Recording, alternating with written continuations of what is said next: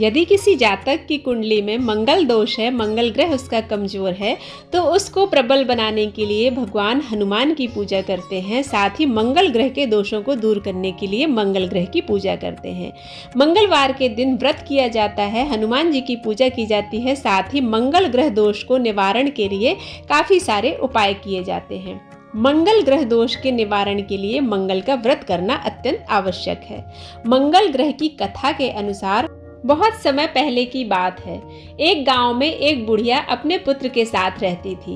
वह मंगल देव को ही अपना इष्ट देवता मानती थी। वह हर मंगलवार को व्रत रखती और मंगल देवता का पूजन करती थी। उसके पुत्र का नाम भी उसने मंगलिया रखा था, क्योंकि उसका जन्म मंगलवार के दिन हुआ था। मंगलवार के दिन वह व्रत रखती और ना तो अपना घर लेपती, ना ही धरती खोदती थी। एक मंगलवार को मंगल देव उसकी भक्ति की परीक्षा लेने की इच्छा से उसके घर में साधु का रूप धारण करके आए। द्वार पर आकर बुढ़िया को आवाज दी।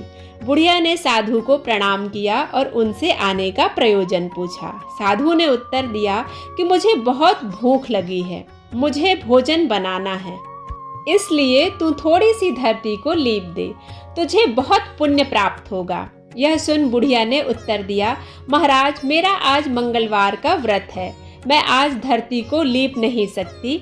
आप कहें तो जल छिड़ककर धरती को गीला कर देती हूँ, आप उस पर भोजन बना लीजिए। साधु बोले, मैं गोबर से लिपे चौके पर ही खाना बनाता हूँ। बुढ़िया ने कहा, धरती लीपने के अलावा और कोई सेवा हो तो मैं जरूर कर सकती हूँ। तब साधु ने उससे कहा कि सोच विचार करके उत्तर देना, मैं जो कहूँगा वो तुम्हें मानना होगा। बुढ़िया ने उत्तर दिया कि महाराज धरती को लीपने के अलावा आप जो भी आदेश देंगे मैं उसका पालन अवश्य करूँगी, मैं वचन देती हूँ। साधु ने कहा कि तू अपने पुत्र को बुलाकर उल्टा लिटा दे, मैं उसकी पीठ पर ही अपना भोजन बना लूँगा। साधु की बात सुनकर बुढ़िया के होश उड़ गए और वो चुप हो गई। तब साधु ने उसे उसका वचन स्मरण कराया और कहा, अब क्या सोच रही है, अपने पुत्र को बुला। वृद्धा ने अपने पुत्र मंगलिया को आवाज लगाई। आवाज सुनकर उसका पुत्र आ गया। बुढ़िया ने उससे कहा कि जा बेटा, साधु बाबा तुझे बुला रहे हैं। लड़के ने साधु से पूछा, मैं आपकी क्या सेवा कर सकता हूँ? साधु ने उसे अपनी माँ को बुलाने को कहा। जब बुढ़िया आ गई तो साधु ने उससे कहा कि तू अपने पुत्र को यहाँ लिटा दे। बुढ़िया ने मंगल देव का ध्यान करके अपने पुत्र को उल्टा लिटा दिया और उसकी पीठ पर चूल्हा रख दिया। फिर बोली, महाराज अब जो करना है कीजिए। ऐसा कहकर वो घर के अंदर चली गई। साधु ने लड़के की पीठ पर रखे चूल्हे में आग जलाई और उस पर भोजन बनाया। भोजन बनने के बाद साधु ने बुढ़िया को बुलाया और कहा कि अपने पुत्र को भोग लेने के लिए बुलाए। बुढ़िया बोली, कैसे आश्चर्य की बात है कि अभी आपने उसकी पीठ पर आग जलाकर अपना भोजन बनाया है और अब उसी को प्रसाद के लिए बुला रहे हो। अब उसका जीवित होना असंभव है।